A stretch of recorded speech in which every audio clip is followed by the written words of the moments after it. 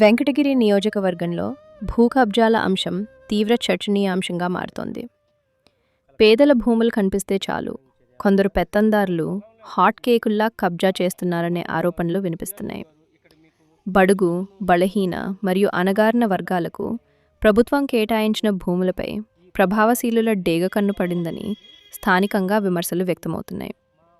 కొంతమంది అధికారుల సహకారంతోనే ఈ భూ ఆక్రమణలు జరుగుతున్నాయన్న ఆరోపణలు కూడా వెల్లువెత్తుతున్నాయి.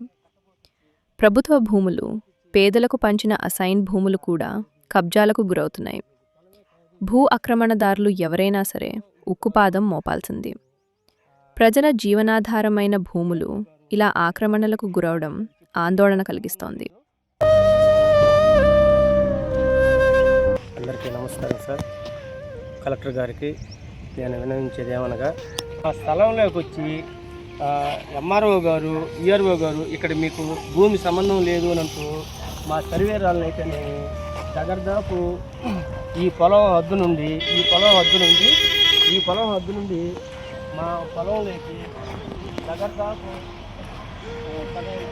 సగం దూరం తీసుకొచ్చి ఈ విధంగా కట్టబోపించి మీకు ఇక్కడ మీది పొలమే కాదు, ఇది మీకు మీ ఇంటి స్థలం ఇది కాదు అని చెప్పి విఆర్ఓ గారు ఏదైనా ఉంటే మీరు ఎంఆర్ఓ గారికి చెప్పుకోండి, మాకు సంబంధం లేదు అని చెప్పనేసి చెప్తున్నారు సార్. మీరు దయ ఉంచి మా ఇంటి స్థలాన్ని మాకు ఇప్పించవలసిందిగా కలెక్టర్ గారిని కోరుకుంటున్నాను.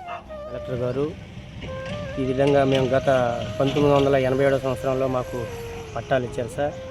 పట్టాలు ఇచ్చిన తర్వాత మాకు కొన్ని కారణాల వల్ల మేము అక్కడ ఇల్లు కట్టుకోలేకుండా పోయాము.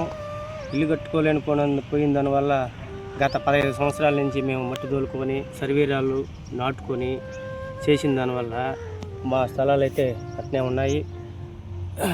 ఉన్నాయి.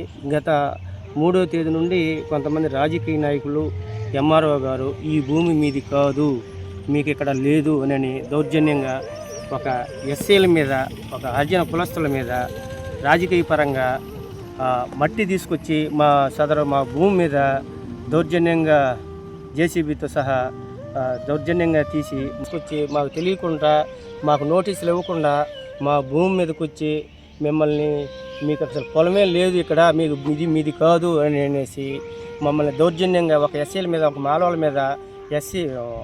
మీద ఈ విధంగా దౌర్జన్యంగా ప్రభుత్వం అనుసరించుకొని ఈ విధంగా చేస్తున్నారు. దీన్ని మీ దృష్టికి తీసుకురావాలని నేను కలెక్టర్ గారిని కోరుకుంటున్నాను. మా భూమి మాకు రాని పక్షంలో మేము పురుగుల మందు దాగి ఆత్మహత్యకైనా సరే పాల్పడతానని, చనిపోతానని కలెక్టర్ గారికి కోరుకుంటున్నాను. దీనిపై ప్రభుత్వం దృష్టి తీసుకుపోవాలని, ఒక ఎంఆర్ఓ గారికి కూడా మీరు పంపించాలని నేను కలెక్టర్ గారిని కోరుకుంటున్నాను.